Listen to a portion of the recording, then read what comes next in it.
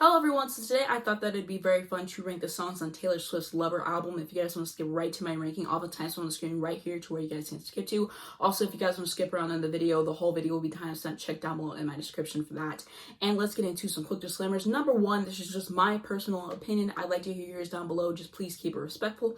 I'm going to be reading off my phone as I always do. Everything I reference in the video will definitely be linked down below in the description if you guys want to check it out. And if I have anything that I forget to add, check down below. I might have a pinned comment with some more stuff. And let's just get into the video. So at number 18, we have I Think He Knows. Overall, I just do not like this song. I feel like it's not giving. And I think what bothers me the most is just the way that she delivers her vocals. The lyrics, the beat, and everything, it's just not really giving. I consistently skip the song. It's just not for me personally. Number 17 is going to be Me, featuring Brendan Urie. So originally I was going to put this song in the last spot, but I didn't because sometimes I can listen to the song and enjoy myself and everything, so that's why it's here. I would have preferred if she would have done this as a solo song or just not released it at all. I do appreciate the message of the song though, which is just like, we're all unique and to be proud of that and everything. And I think that it is something fun for the kids to listen to, but I don't find myself really wanting to listen to the song outside the context of the album. And lastly, I don't understand why this was the lead single for the album. I feel like we can all agree on that, because whenever you release a lead single for the album, it's supposed to be a representation of what the album is. And I feel like she could have chose pretty much any other song on the album and it would have worked like 10 times better than this, because people rolled this album off at the time and they continue to do so because this was the lead single. I think that it just was not a good choice for the lead single and everything.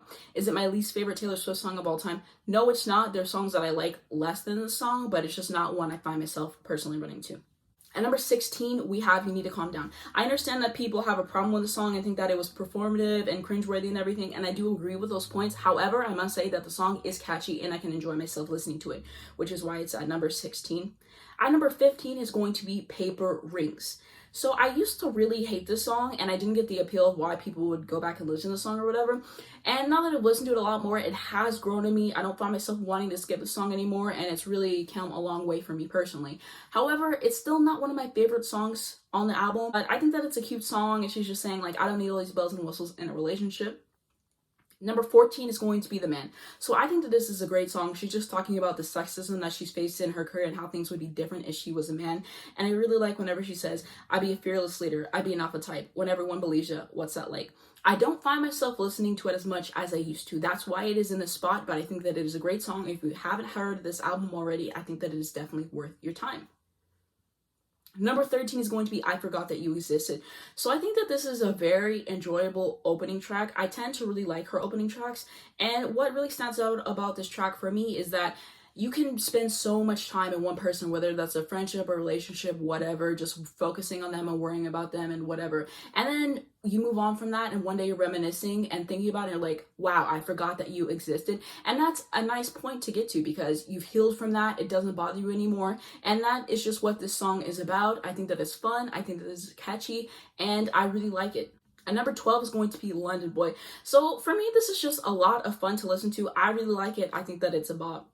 And number 11 is going to be Cornelia Streep. So this has the idea of we have these special places together, and if this relationship was to end, it would bring me so much pain that I physically could not return to this place. And I think that she really portrays the sentiment of that really great on the song, and I really like it.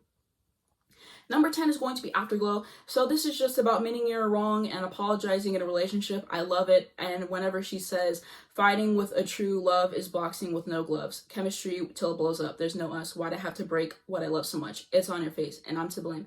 What a fantastic lyric. At number 9, we have Soon You Get Better featuring the Chicks. So part of me wants to put this higher because I think that it is an excellent song, but I don't listen to it a lot because it is very vulnerable, it's very emotional, and it's really challenging to listen to. But I really do love the song, and I think that it is very well written and executed. And she's just talking about her parents' battle with cancer and her feelings on it. And what really stood out to me was whenever she says, and I hate to make this all about me, but who am I supposed to talk to? What am I supposed to do if there's no you? I think that the Chicks sound amazing on here. I really like the guitar on here. I think that it sounds wonderful, and I think that she knocked it out of the park with this one, and I'm glad that she decided to release it for us. At number 8 is going to be False God. So I think that the saxophone on this track is incredible. The atmosphere is really elite, and she just did what she had to do, plain and simple. Number 7 is going to be Death by a Thousand Cuts. I think that this is a fantastic breakup song. I love whenever she says, I just to kill my time, I take the long at home, I ask the traffic lights if it'll be alright. They say, I don't know. The bridge on the song is easily one of the best that she's written in her entire career. Like, her breath control is really amazing on that. And this was actually inspired by the character dynamics between the lead characters of Someone Great.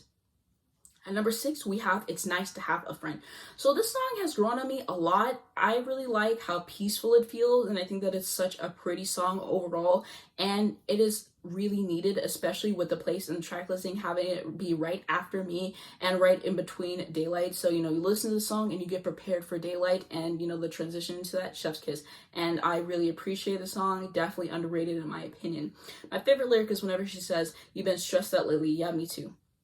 At number 5, we have The Archer. So this song is incredibly self-aware, and I think that the production on this one really stands out for me. And I love whenever she says, I've been the archer, I've been the prey. Who could ever leave me, darling? But who could stay? And also whenever she says, because all of my enemies started off friends. And this is easily one of my favorite track vibes that she's done. I want to do a video one day ranking all of her track vibes. I know that would be very tough to do, but that is something that I might do in the future. But I think that this is underrated across her track vibes. A lot of people love to hate on this song, but I really enjoy myself. I listen to it a lot. And I think that this is really packed with excellent lyrics. Those are just my favorites that I wanted to choose. At number 4, we have Lover. So this is such a gorgeous song. I think that the music video is very cute, and there's really something special about the songs that she writes alone. She also wrote Cornelia Street and Daylight alone for this album too, which I think is really remarkable and just shows her strength and talent as a songwriter. At number 3 is going to be Daylight. So I think that this is a lovely closing track, probably one of my favorite closing tracks that she's ever done. And my favorite lyric is whenever she says, I wounded the good and I trusted the wicked. Also, her live performance of the song is really, really good. I love it. At number 2 is going to be Cool Summer. Easily should have been the lead single. We can all agree on that. The bridge is one of my favorites that she's done. And I love whenever she says, he looks so grinning like a devil, just like the tone of her voice and like that little growl that she does. I live for it every single time. She just really compacted everything into a short, sweet song. I love it. And my favorite song on Lover is going to be Miss Americana and the Heartbreak Prince. This is about Swift's disillusionment with the current state of United States politics, using a metaphor consisting of a high school parable and homecoming imagery. And the things I would do for a music video, like, you guys do not understand. The visuals alone, I would like to see it. I really would like to see it. And I think that everything about the song is incredible. This is easily one of her coolest song titles, in my opinion. That alone is intriguing. And then you listen to the actual song, and it just gets so much better from there. The piano in the chorus, the cheerleader ad-libs that she has in the songs, like, they really add something special. And also, one thing I wanted to talk about is, in the beginning, she says, I adore you, I'm crazy for you, then I was at 16 lost in a film scene. And that might be a reference to Crazier, which he did for the Hannah Montana movie, which, fun fact, that is my favorite Taylor Swift song of all time. I'm pretty sure someone said something about that. Pretty sure I heard that somewhere, though. But yeah, that's something interesting to think about. I'm wondering if she did that intentionally or if it just happened to come about or whatever. I know she likes putting Easter eggs in her music and everything like that. And yeah, that's going to be it for my ranking. I'm going to have it on the screen right here if you guys just want to look at it really quick. And this is just how I'm feeling right now. Of course, over time, I can change my opinion the more that I listen to an album and everything, but that's how I'm feeling at the moment. And something I realized whenever I was researching for this that I thought was pretty cool that I wanted to share. She co-produced every song and served as the sole executive producer of the album. Swift also highlighted that every single Lover was written specifically for the album, devoid of leftovers from other albums. Citing This Love as an example, which he had written closer to Red 2012, ended up being on 1989-2014. Her percussion credits for the track Paper Rings made Lover her first album since 1989 that she actively participated in instrumental recordings. So my overall thoughts on the album. I think that this album is great overall, and I think that it is overhated. It's a great album, and I think that people should appreciate it more overall. One thing that I have to say is I think that this album is too long. A lot of times I listen to this album and I'm just like, when is this album going to be done? I think that this should have been 14 to 15 tracks max. We did not need 18 songs. Like, cut a few songs and let's call it a day, because like, I feel like for Folklore and Evermore, 17 tracks works. I feel like they all tie in together and everything, but for this album, it just kind of feels like a mess. And they should not have been on there, in my personal opinion. But that's going to be it for the video. Thank you guys so much for watching. If you did enjoy, please be sure to give a like. You guys can also hit the subscribe button right down below. If you hit the bell, you get a notification every single time I post. I have a second channel, which will be the first link down below in the description. I also do have a Twitter and an Instagram as well if you guys would like to follow me. And I do have information to help people on death row as well. It has been a resignation hate crimes to code and everything. Stop Asian hate. Also, Free Palestine. I'm going to have a resource for you guys to help down below. Thank you guys so much for watching this video, and I'll see you in my next one.